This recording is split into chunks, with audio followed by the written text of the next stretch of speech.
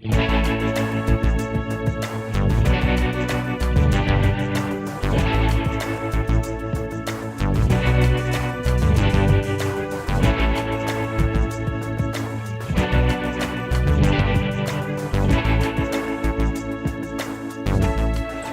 I'm Lori Mattson. I'm President and CEO of the Tri-City Regional Chamber, and I'd like to welcome you to our annual State of the Ports Luncheon. Our region's 3 port districts, the Port of Benton, the Port of Kennewick, and the Port of Pasco, all play a key role in our economic vitality of the Tri-Cities. They create jobs, provide investment opportunities, and improve our quality of life. Collectively, they are important catalysts for growth, and each district's work will impact our region for decades to come. We're excited to hear more about the current port projects, as well as future plans from each port district in today's forum, which is going to be moderated by Jim Hall of Cadillac. At this time, I'd like to recognize all of the elected officials who have joined us for today's program. So when I read your name, if you'd please stand and remain standing, we'll hold our round of applause till we're done. From Franklin County, I believe we have Commissioner Brad Peck. I think I saw him here. From the city of Kennewick, we have Mayor Don Britton, Council Member Bill McKay. From the city of Richland, we have Council Members Phil Lemley and Michael Alvarez. From the city of West Richland, we have Mayor Brent Gary. Perfect timing. Way to go. Way to time that. From the Port of Benton, we have Commissioners Roy Keck, Jane Haggerty, and Bob Larson. From the Port of Kennewick, we have Commissioner Tom Moak. From the Port of Pasco, Commissioners Vicki Gordon, Jim Clinworth, and Jean Reichman. From Benton PUD, we have Commissioner Barry Bush, Commissioner Lori Sanders, and from the Franklin PUD, we have Commissioner Roger Wright. Did we miss anybody? Did anybody come in at the end and we missed you? If so, please stand. We want to make sure we recognize. And if you could all join me in a round of applause, please. Thank you very much. Thanks for joining us today. The nation honored those who served our country on Veterans Day earlier this month, and I would like to invite all former and current active duty military personnel to please stand so we can also honor you today. Look at that, wonderful. Thank you so much. Thank you for your service. Now, we're getting your exercise. We're working on your quads today. Now, if you would all please stand and join me in the Pledge of Allegiance. I pledge allegiance to the flag of the United States of America and to the republic for which it stands, one nation, under God, indivisible, with liberty and justice for all. Thank you. You can be seated. Our luncheon today is sponsored by the HPM Corporation, and hopefully you noticed the donation box by the doors. HPM is working with Second Harvest on their November food drive. So our first polling question today is a question about Second Harvest. Thanks to Cascade Natural Gas for sponsoring our live audience polling platform. So if I could ask you to please take out your phone and go to slido.com. I'll give you a few minutes to do this. When you get to slido.com, go to room code TCRCC. I believe we've got some help up there. And this is where you'll find our first question. How many cents from every dollar donated to Second Harvest goes directly to feed hungry people? 99 cents, 82 cents, 90 cents, or 75 cents? We'll give you a few minutes to answer.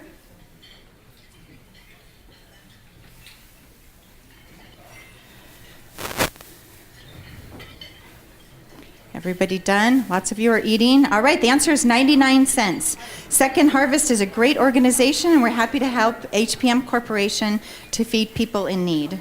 So thank you very much, and great job, 99 cents. That's amazing. So we're going to hear from our sponsor, but before we do so, they've got a short video they're going to show, and then we're going to invite the HPM President and CEO, Scott Brodeur, to join me. So we'll show the video.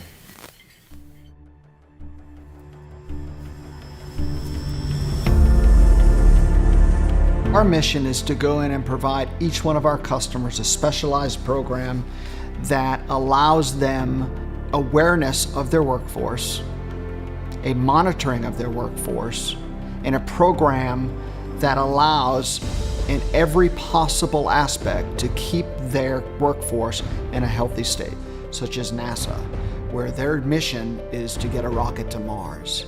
We provide the medical surveillance and the health surveillance and the industrial hygiene and environmental compliance to those specific missions. We're there to provide services should they be hurt on the job site, or should they need rehabilitation services, physical therapy, to ensure that they are remaining in the healthy state that they started. We've become the leading provider and an industry standard for AAAHC accredited superior occupational medicine and health services and programs throughout the government sector.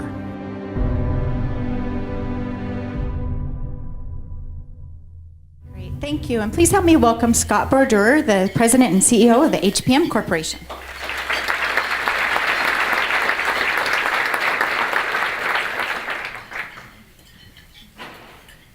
Good morning. Good afternoon, I should say, huh? So I'm super excited, first and foremost, that we get to work with Second Harvest this month and finish out this food drive. We've been doing it across the Tri-Cities, out on Hanford, as well as our corporate office, and of course at the Chamber event today. And for those of you that did bring something in today, please make sure that you get up back there and get a business card in. We'd like to give a great round of applause to Water to Wine Cruises, who donated a prize today. So if we could, please give them a round of applause. And that'll be done a little later on for folks that brought contributions today. And those of you that didn't, but did somewhere else at the Chamber or out through the Tri-Cities, we thank you for supporting them. Really what I want to talk about today, and we all know that these events and sponsoring them are multiple purpose, and some of it is just a shameless plug like we just played. But really what I want to do is get into a little bit about us, but get into the heart of it, of this season, and giving back to the community that we all are sitting here working in and developing. So a little about HPM Corporation. We are a small business victory for the Tri-Cities that started back in 2001.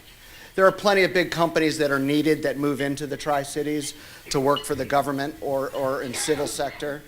But we were started in 2001 in Kennewick, and we've been here ever since. We've had the opportunity to move. We have decided to keep Tri-City strong and keep our roots here. And not only, if you don't know us, are we here locally with Department of Energy, and we've been out there since around 2003 and the prime medical provider since 2012. We have also been working for NASA for the previous decade, running medical occupational health contracts for them. And we were super excited to see that the engineering services that are provided by Marshall Space Flight Center in Huntsville, Alabama, which is a center that we provide medical care for and clearances, landed the lunar landing on Mars just yesterday or the day before. I think it was yesterday. All right, so super excited to see that. What I love about our corporation is that we've stayed small, we've stayed strong, we've stayed part of the community while we've grown nationally.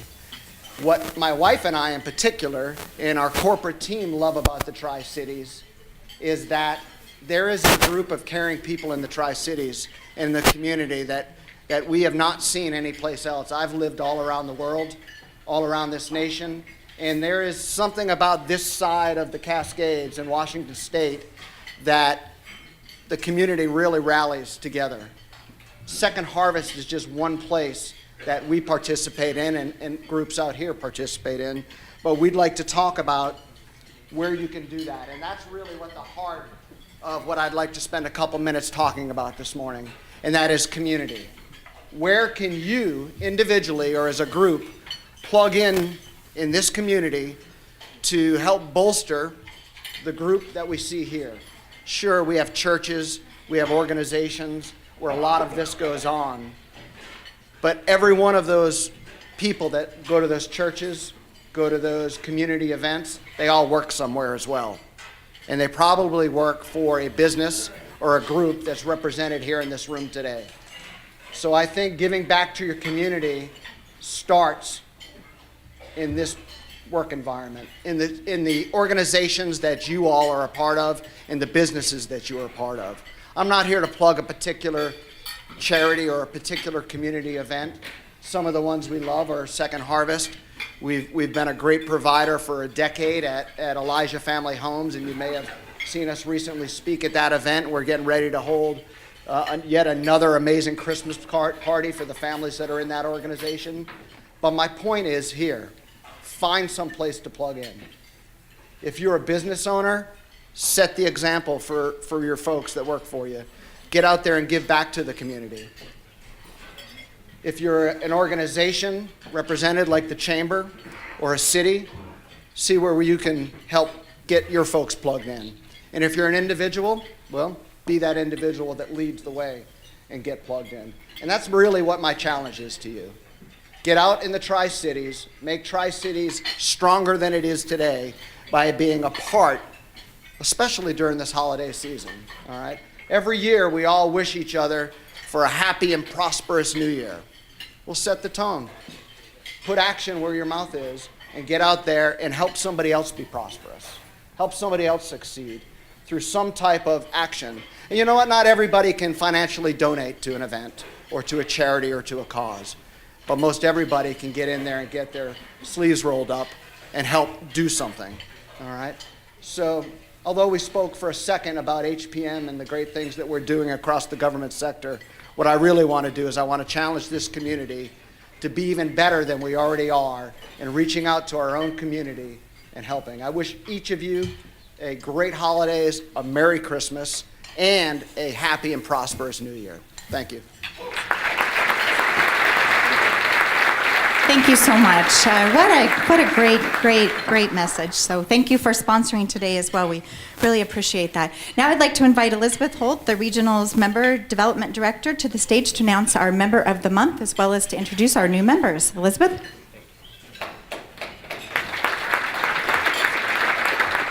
Thanks, Lori. And yeah, Scott, that was really great. So thanks for the great message. As Lori mentioned, I'm excited to be up here today to announce our November Member of the Month.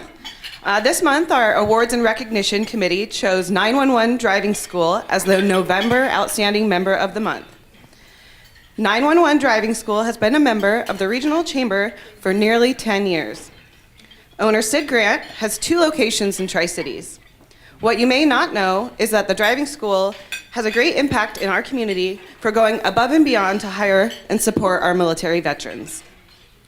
The veteran-owned company employs 22 driving instructors, for which 17 are veterans.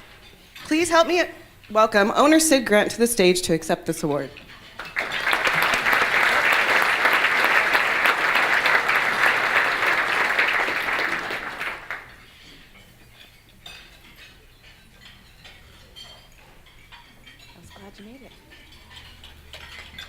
Next, I'm excited to announce some of the Chamber's newest members who are able to join us today. We have a couple in the audience, so please, if I call your name, come to the stage and accept your membership plaque from Lori.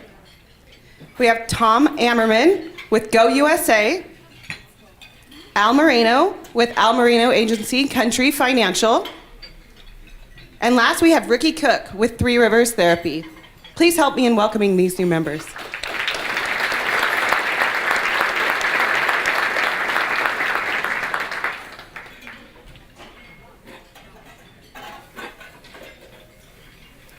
And make sure you reach out to our new members, say hi, and welcome them as well. The last thing I'd like to recognize is some of the Chamber's longest-standing members.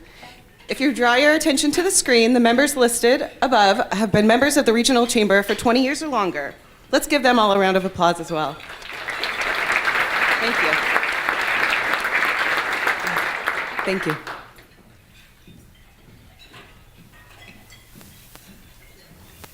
Thanks so much, Elizabeth, and congratulations to 911 Driving School and our new members. Thanks for supporting the Chamber.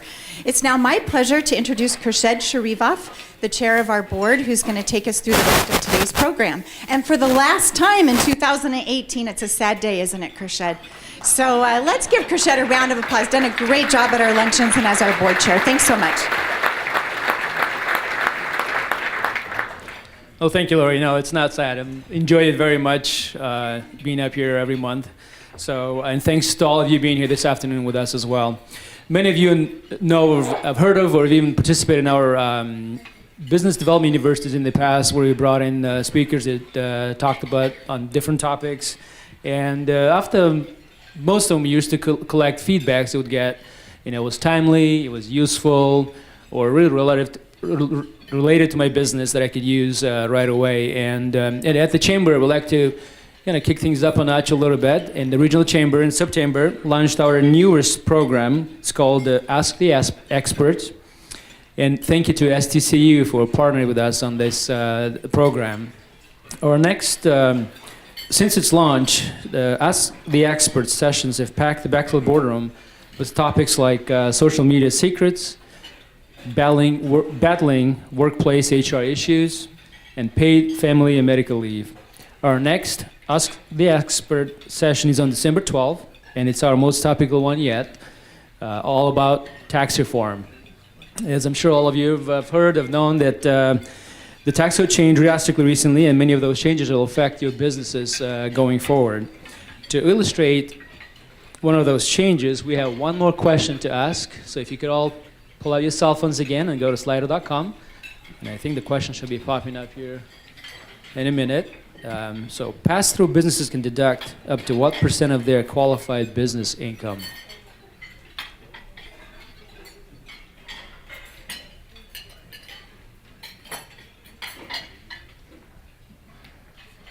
We're getting there, 15.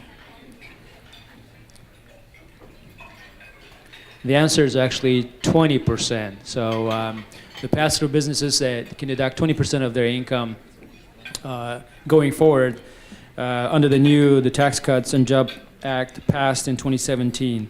So register for our December Ask the Expert session for a great opportunity to talk to two fantastic CPAs.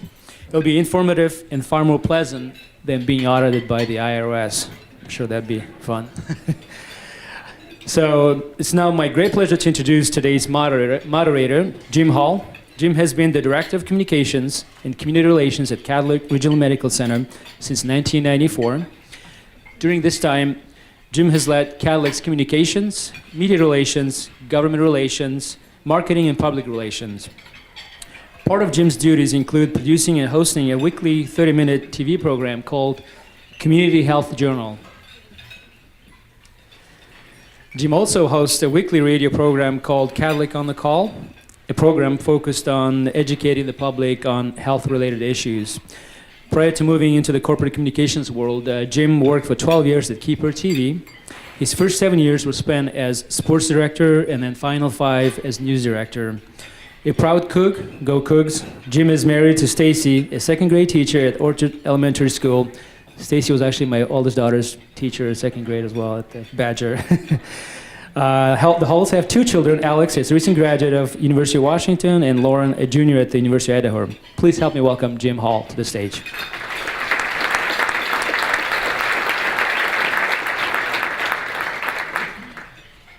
Thank you, Kurshed, and congratulations on a great year of leading this great organization.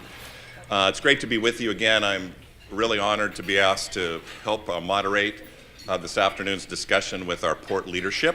Kurshed mentioned that I'm a proud Coug, and that's in spite of this past Saturday. I have never been wetter in my life, and that doesn't matter whether you wear them purple or crimson. I tend to like to think back on the 1992 Apple Cup, which was the original Snow Bowl when Bledsoe to Bobo was the word, not Browning and Gaskin. So, but go Cougs, go Huskies. And I have to say, my son I come from a deep, multi-generational Cougar family, and very deep from parents and grandparents and brothers and sisters and nieces and nephews. But my son got away, and he made it to the dark side. And he reminds me that he's now 5-0 in Apple Cups. And so I'm not sure what's going on with that. But anyway, it's great to be with you today and help moderate this discussion with our port executives. The way we are introducing them today, I was kind of, as I was sitting over there thinking back to my sports days, it'd be kind of cool to do it like we're, at center, Scott Keller, because he would be a center. But I'll hold off. But he would be a center. Once he stands up, you'll know why.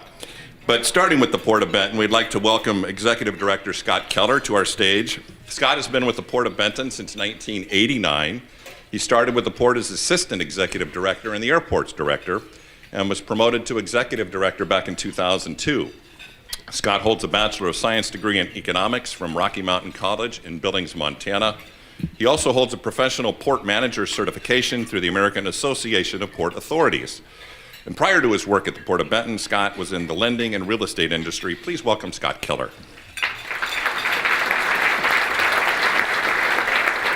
So Tim would be a point guard, is that right?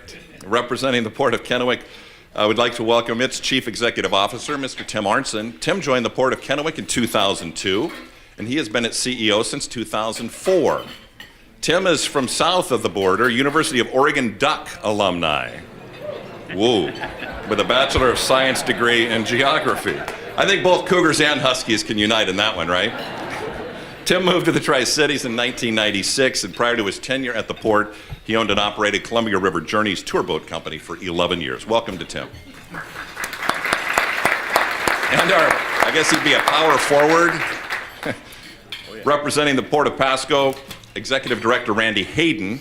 Randy is a native Tri-Citian. He's been with the port for 17 years, joining the staff in 2000. Randy is a University of Washington alumni. I should have read that over before. He has a degree in civil engineering, earned his professional engineer's license in 1993, and before joining the port, he worked as a private consultant. Please give a warm welcome to Randy and all of our port executives today. I want to acknowledge Mark Showalter, Dave Prano, and the team at PS Media. They put together a video that we're going to begin our program with to talk a little bit more. I don't know about you, I've always been fascinated with what the ports do in our region and in our communities. And so before we get to our question and answer session with our executives, we're going to enjoy a little video with a little more perspective on just what port districts do and are. So with that. What is a port? Why do we have them? Why 3 port districts? Port districts were authorized by the state in 1911 to encourage waterfront commerce. Since then, their economic development roles have expanded beyond the waterfront to building and operating airports, marinas, marine terminals, railroads, and industrial parks, to acting as a catalyst for community revitalization, business development, and tourism. In our state, port districts are established by citizen vote. There are 75 port districts in Washington state, from massive districts like the Port of Seattle to very small districts like the Port of Colotis. Yet they all share the same mission: economic development.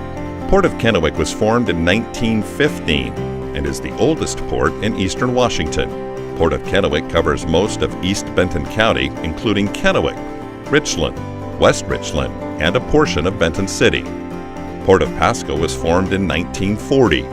Port of Pasco covers most of Franklin County, from Pasco to Connell. Port of Benton was formed in 1958 and is celebrating its 60th anniversary this year. The Port of Benton covers most of West Benton County, including Richland, Benton City, and Prosser. Each port has uniquely evolved since being established and has continued to engage in those activities which best address the changing needs of their districts.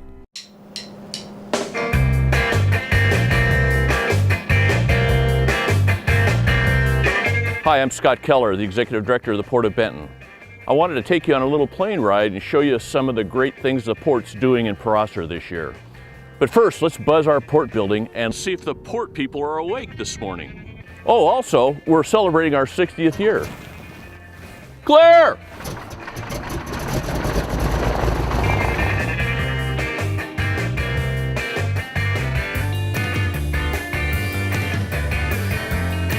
Okay, let's head on to Prosser via Benton City. Benton City, which is our newest tenant, Subway. This is the first local subway and is now open in one of our development buildings on 9th Street. Thanks to local entrepreneurs Jeremy and Caitlin Schultz, who have employed 10 people. Hey, what a beautiful day today. Here we come up on Prosser. We just completed 2 of the port's largest construction projects in Prosser this fall. Vintners Village, which is home of over 12 wineries. Space is available for your business in our development building. It's a 9,000 square foot building that consists of 3 separate bays of 2,500 square feet each. The Prosser Economic Development Association, our partner in economic development in Prosser, occupies approximately 1,000 square feet of office space next to the 3 bays. Let's do a flyover and see if they're working today. Okay, now let's head off for another building we just finished for the Chuck Cherry Company. It's located at the Port of Benton's Prosser Airport, which is home to the Great Prosser Balloon Rally that's held its 29th annual balloon rally this last fall. Chucker is leasing the 12,000 square foot production facility to help with their growing needs. Let's take a closer look. We've just finished up construction of the $1.8 million 12,000 square foot facility that will support the production line expansion of Chuck Cherry Company. They are a major local employer and have 55 employees with plans to add an additional 10 jobs with the next new expansion. The Port of Benton has been a key partner with Chuck Cherry Company since its beginning in 1988, and we're very pleased to see the success and growth of their company in Prosser. So let's turn around and head back to the Richland Airport. Richland traffic 12 Lima, left base for runway 1, Richland.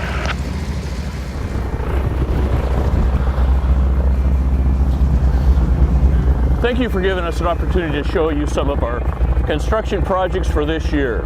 Also, thanks for inviting us to another 2018 State of the Ports. Whoa! I gotta get going!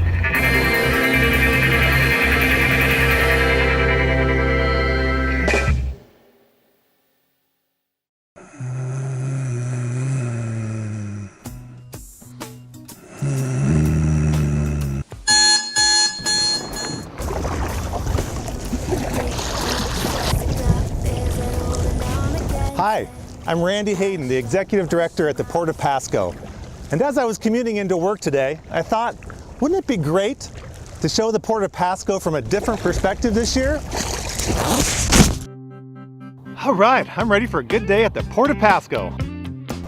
So we've started with water and now on land. Let's go catch some air. Taking runway 01, right departure. The grand opening of the Tri-Cities Airport was big news last year, but we weren't finished and we're still breaking records. Runway 01, have the traffic on left base. In fact, in 2018, we had more than 740,000 people flying into and out of the Tri-Cities Airport, and 2019 is projected to be even higher. Let me take you behind the scenes to show you some of the stuff we've been working on since the terminal opened. Hey, Don! Hey, Randy. Another on-time arrival. Thank you! Let's go. This is the baggage handling system, and this year we upgraded and automated the system so that luggage can move quickly and efficiently through the inspection process. This allows us to put more luggage through the system and ensures that your luggage is ready and waiting for you when you arrive at your destination. We've also expanded our main taxiway, providing more room for more planes to more destinations, like the recently announced daily non-stop service between the Tri-Cities and LAX starting in March 2019. And yes, it is appropriate to applaud here. Kudos to United, who already connects passengers in the Tri-Cities with dozens of destinations in Asia, the Pacific, and Hawaii. And of course, California with non-stop flights to San Francisco and Denver. Before we leave the airport, we want to tell you about some exciting things going on at the Airport Business Center. 500, nobody get First, 3,000. Musser Brothers opened a truck and auto auction at the West End that is open to the public. Hey, Randy, how you doing? We were just talking about your new auto auction. All right, good. Well, we sell autos, and we can probably sell your bike. This bike? Yeah. Here we go. Hey, I ain't got I still need now this. 15, not nobody give 2. At the east end of the airport business development, A1 Hospitality is breaking ground on a new $10 million, 99-room Courtyard by Marriott. And the best part about all the new airport construction is the new Blackbird Espresso built by Chet Gantz. There you go. Thanks, Myra. I love you a latte.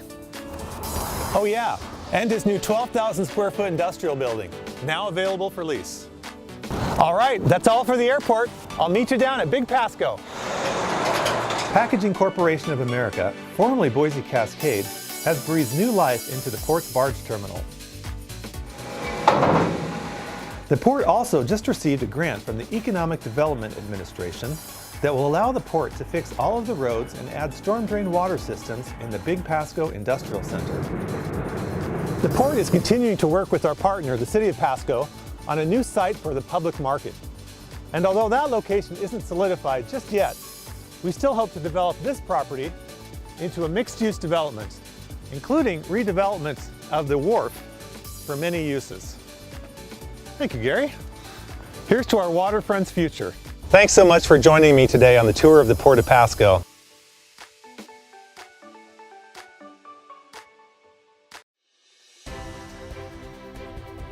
Economic development is the Port of Kennewick's mission. We work to foster jobs, build infrastructure, and enhance quality of life within our district.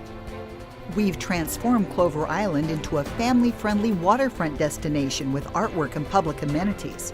Recently, 4 fish traps completed the Gathering Place installation. And we received the Governor's 2018 Heritage Award for our contributions to the creative vitality of Washington State. At Columbia Gardens Wine and Artisan Village, Monarcha and Bartholomew Wineries opened their tasting rooms.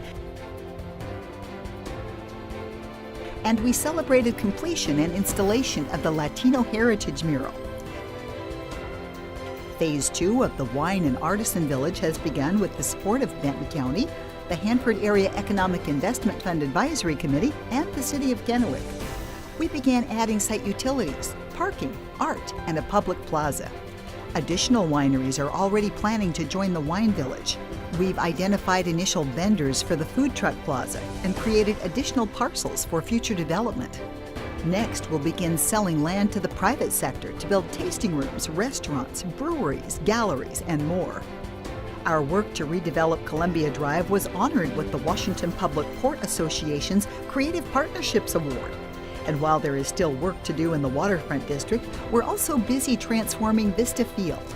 The vision for Vista Field is to create a walkable, bikeable, transit-oriented regional town center featuring urban lifestyle amenities with small-scale streets and inviting public spaces.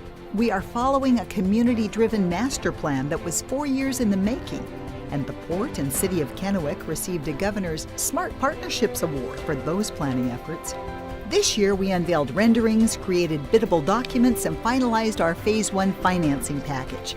With support from the City of Kennewick and Benton County, the Port will construct backbone infrastructure, including a linear park, water feature, and a public plaza, all without increasing taxes. That will open nearly 20 acres, including a site for the Art Center Task Force to build their regional arts center. At build-out, Vista Field will add millions of dollars to our community's tax base, meet new demand for housing and commercial needs, and create a vibrant regional town center. The Port of Kennewick, we're working for you.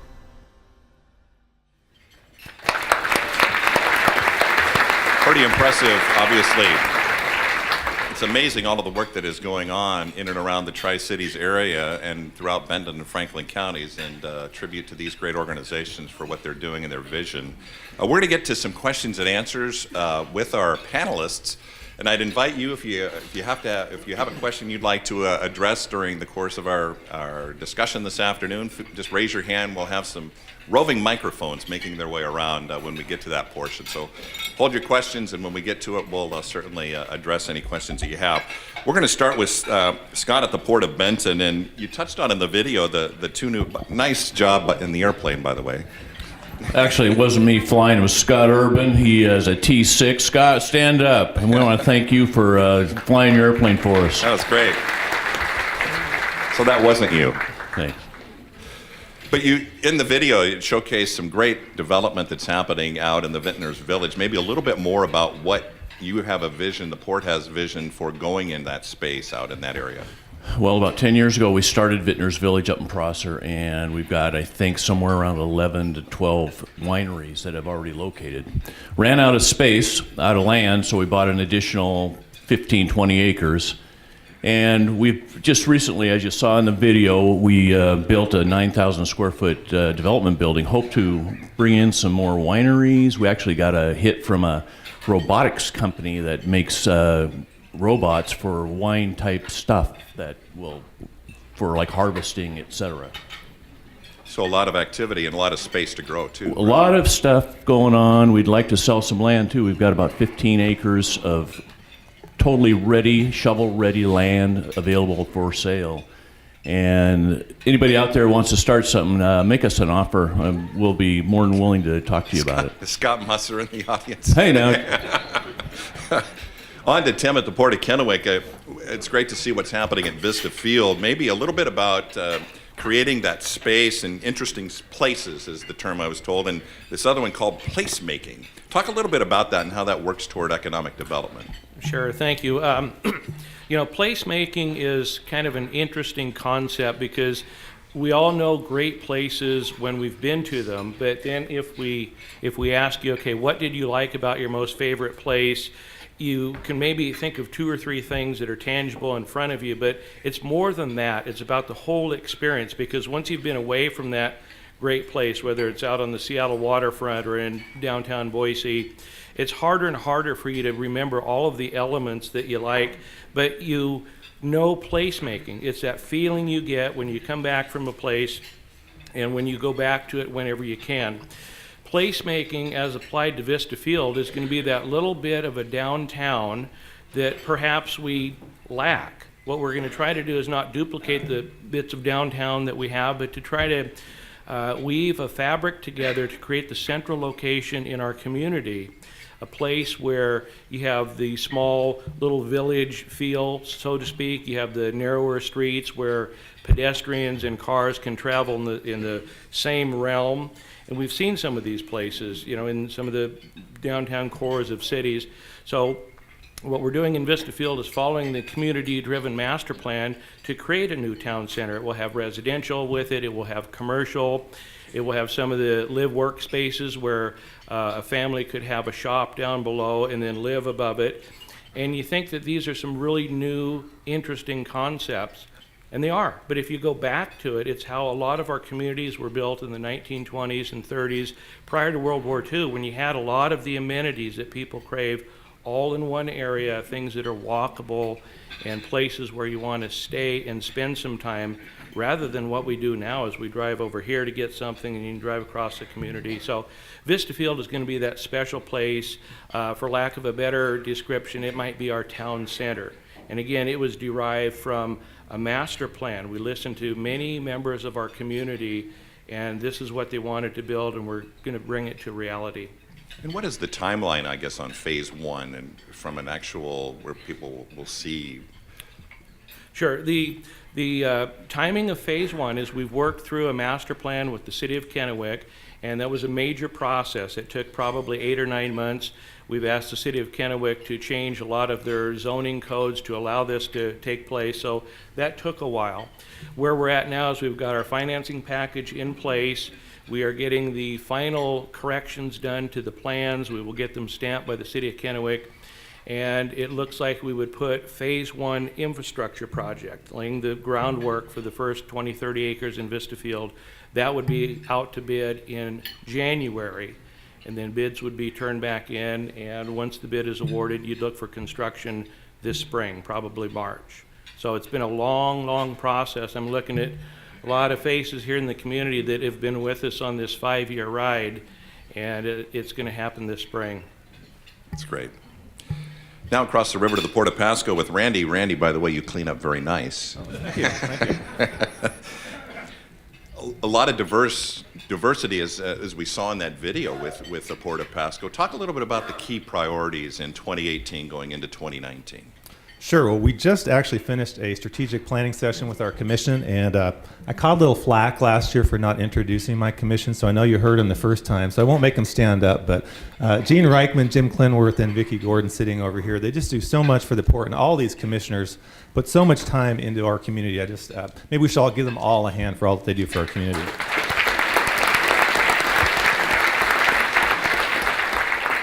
So one of our main goals and priorities at the Port of Pasco, as it has been for many years, is to encourage large industrial growth. We like that because it supports sustainable jobs and a healthy tax base in our county. So to those ends, we are on a mission to develop a new industrial park modeled after the Pasco Processing Center, which was one of our earlier industrial parks that is now full. It took us 20 years, but we got 5 large food processors, 2 cold storage outfits, 2 logistics companies, and support businesses like Bowen Packaging. So we've got some great partners at the city and the PUD that helped us with that, and it's full. So we're ready for our next 20-year effort, and that's acquiring some land for a new industrial park.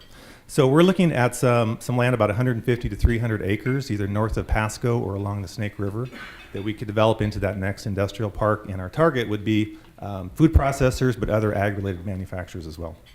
Very good. Back to Scott and the Port of Benton, and again, a lot of work happening up in the Prosser area. The Chucker Cherries development that we saw in there, they're not just a little shop that you see as you drive into Prosser anymore, are they? No, they're actually worldwide. I think if some of you have been up to the Pike Market up in Seattle, they're up there, and they do a lot of internet sales now. That's why they really needed an additional 12,000 square feet. They lease a little over 30,000 square feet from us right now. They have 55 full-time employees, and when the holidays come about, they're up way over 100.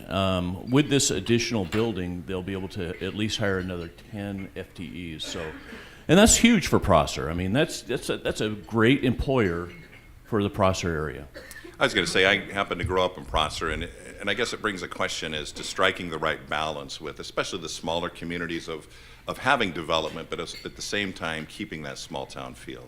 It's really good because it also brings in tourism. I mean, people hear about it, they come to the wineries, they go down and they'll buy something at Chucker Cherry, and most people that I talk to, at least, they know about the business, and it's been very successful for Prosser and for the Port of Benton.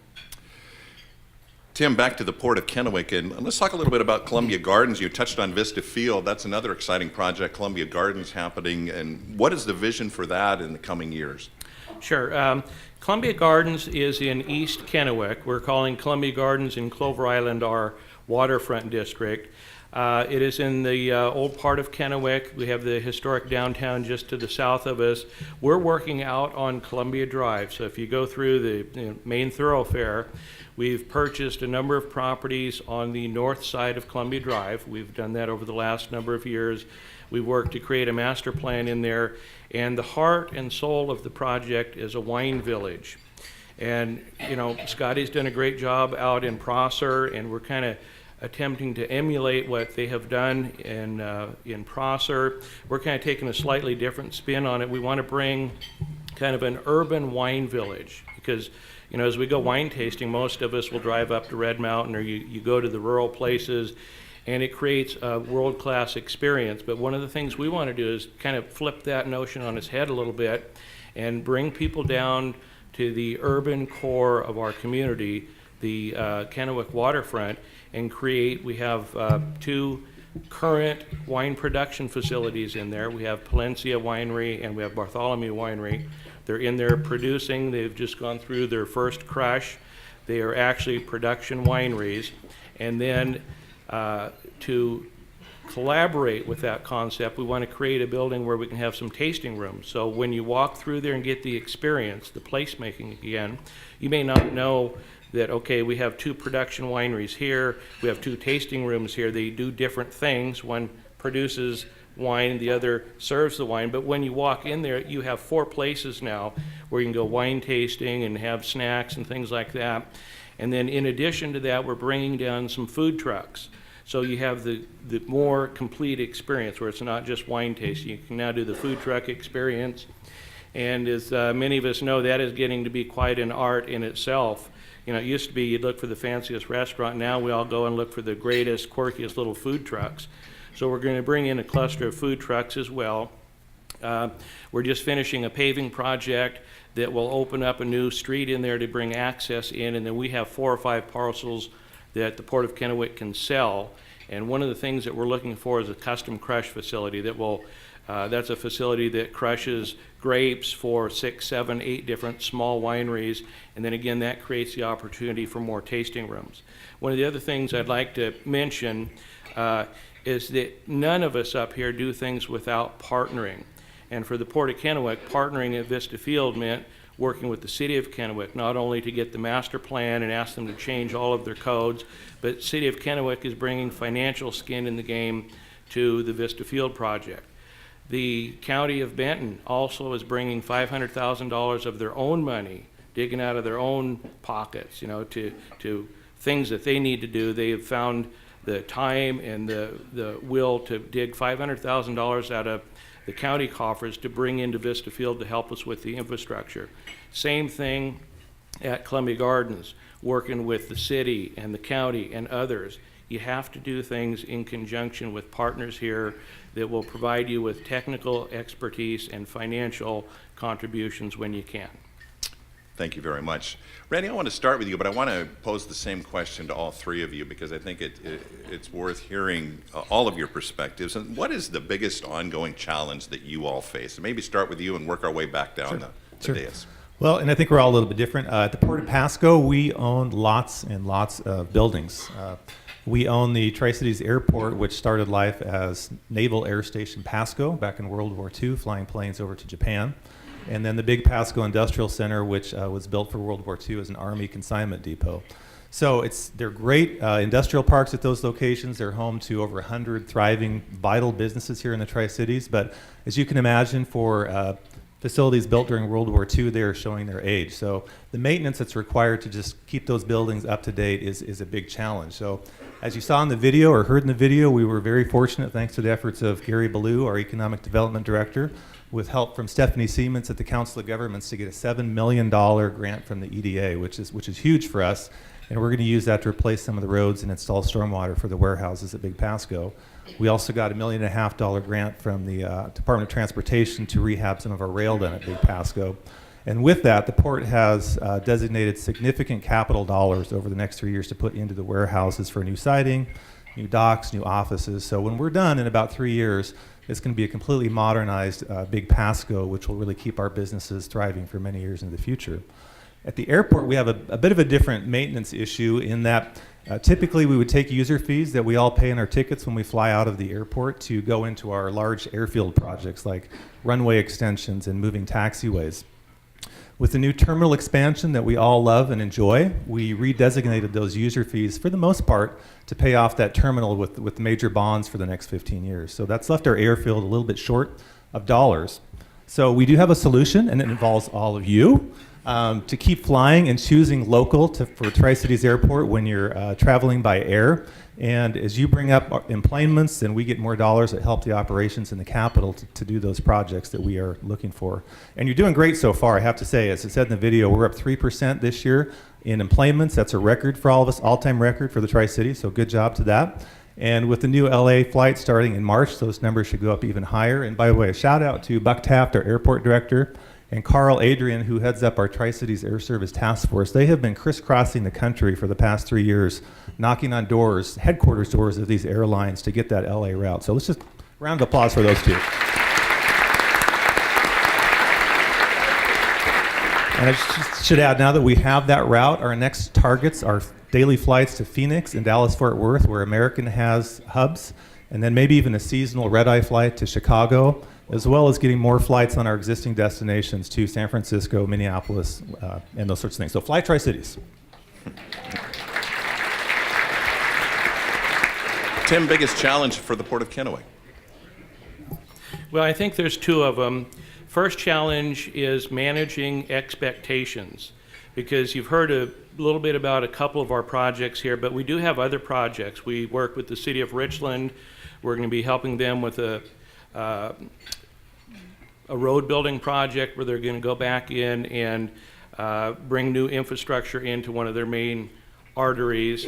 We work with West Richland, we work with Benton County, but managing expectations is a challenge because a lot of people will make the assumption that because you're successful in one or two areas of town that you can be successful simultaneously in all areas of your port district, and you really can't. So you have to prioritize. You still have to be active in all parts of your port district, but there has to be a recognition that some projects are ready to go now, some projects in 5 years, and some projects maybe even beyond that. So managing expectations is a challenge, at least with our port, and it might be with the other two port districts. The other challenge is financing. And I don't know if any of you are in the middle of building projects right now, but if you are, the financing of capital improvements, building things, has become so difficult that a lot of people are electing not to build. but I don't know what your option is, to wait until things get better. You know, with the way our economy is going now, I don't think that your construction costs are going to go down anytime soon. So financing projects is a major hurdle. And for those of you that have been in the construction industry, I think you probably agree with me that we haven't seen this before. So we don't know what the answer is. But I can tell you, financing the projects that the community wants you to build is a real challenge, because costs have not just been going up by 10 or 15%. They have been going up exponentially. So those would be my two thoughts on challenges right now. Scott, Port of Benton. We are in a huge growth mode right now. We have 60 some buildings. We have 3,000 acres of land. And to get everything, infrastructure to everything, and to keep everything up to date, we've got 11 full-time maintenance people that do a hell of a job takes care of our stuff, and it's just unbelievable. And we're in a growth aspect for our team. I mean, I've got the greatest team in the world, but we're trying to keep up with things. We're trying to get more into the technology types of things. We're working on lease management. It's just the growth cycle that we've been through in the last, say, 10 years has been unreal. And Tim's exactly right when it cost of construction projects. The Chuck or Cherry building was 12,000 square feet, $1.8 million, and that was a good deal. That's over $120, $30 a square foot. And this was a manufacturing facility, not a lot of fluff to it. Unbelievable. We could have built those buildings 15, 20 years ago for $75 to $100 a square foot. The development building, 9,000 square feet, $2.6 million. Now, I don't even know. I mean, I've got Rocky Mountain College mathematics behind me, but I mean, that's a lot of money per square foot. And this building doesn't have a lot of fluff to it.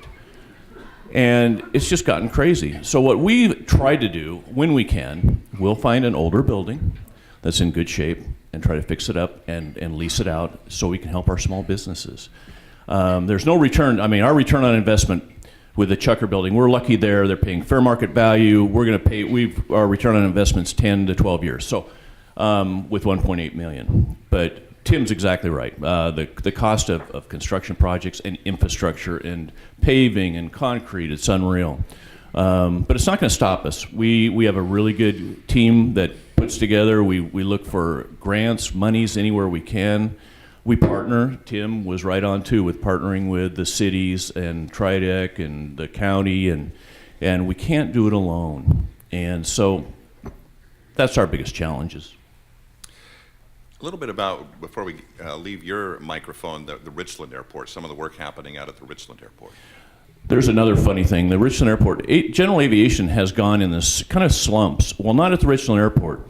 We have gained, we're around 200 based aircraft, and we do get a lot of money from the FAA. We've done a lot of infrastructure programs there in the last probably 5 to 10 years. Probably have spent somewhere between $10 million and $12 million with the help from the FAA. We get 90% funding from them.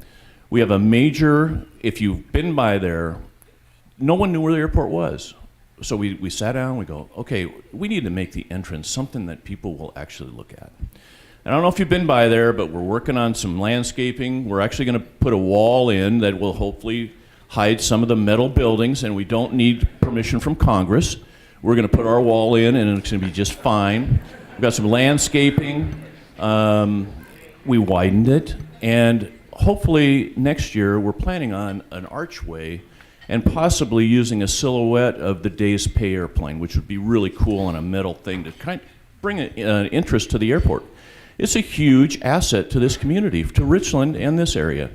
We have MedStar, or Life Flight, that flies in and out of there, an air ambulance that brings, I don't know how many lives they've saved since they've been there, but it's unreal. They have fixed wing and helicopters. We put in some helipads, and that's some for Life Flight, some for other things that happen when there's fires that hit around here. We get a lot of helicopters that fly in. Now we have a parking space for them. when the cherry orchards, during the rainy season, they bring in, we'd had 20 helicopters sitting at the Richland Airport ready to take off. And so we are really trying to grow that part of the port. And I think John Hawkinson, who was the airport director, now it's Kevin Howard, they've done a wonderful job of keeping in good communication with the FAA, and we basically parlay our money with their money, and it helps out tremendously. I want to just conclude before we do, and I'd like to each of you take a minute before we wrap up our discussion this afternoon. And I guess picture yourself, picture your organization and this community in 10 years. And if you were sitting here 10 years from now, besides looking older, but what would the ports that you represent in this community look like from your view in 10 years from now? I can start with that one, and I'll focus on our waterfront developments. We've got 2 properties on the waterfront, Osprey Point and our Cable Bridge site. And at Osprey Point, we've just started the very early stages, working with the master developer that would like to turn that property into a food and entertainment venue that would be a regional destination for the entire Northwest. So in 10 years, I would love to see that built out, have this beautiful amphitheater, restaurants, and just a place where all of us like to go and people from the entire Northwest come in and enjoy that. And as well as the wharf that you saw on the video there, that wood wharf. It's just a cool, funky, unique feature in the Tri-Cities. It's right between the railroad bridge and the cable bridge, and I would love to see that either used as a public market, one of the 2 locations in Pasco that's being looked at for that, or some other waterfront themed use. So I think we've got some really good things 10 years down the road on our waterfront.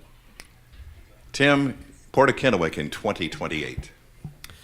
Well, I think it's interesting because Randy kind of delivered my response for me. But, you know, that's an interesting... Pasco? No. Everything you wanted in Pasco, we would have over here. But no. Of course.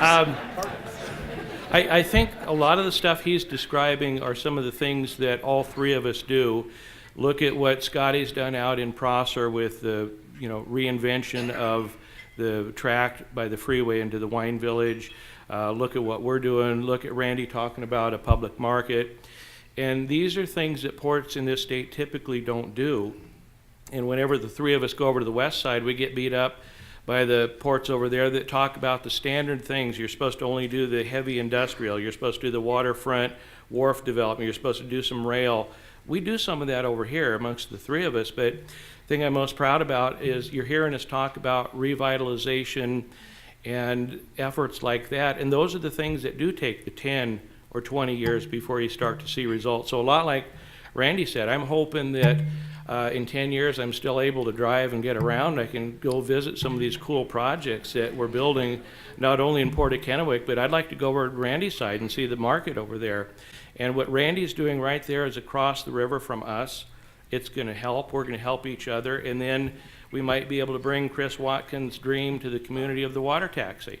I think that's a great idea, but you have to build some of the things that are going to be serviced by the water taxi. So 10, 20 years, I'd like to see these great projects that all 3 of us are talking about here, community projects that have been not thought up by Scotty or Randy or I mean, we're bright guys, but you guys have thought them up. We've been bright enough to listen to the community.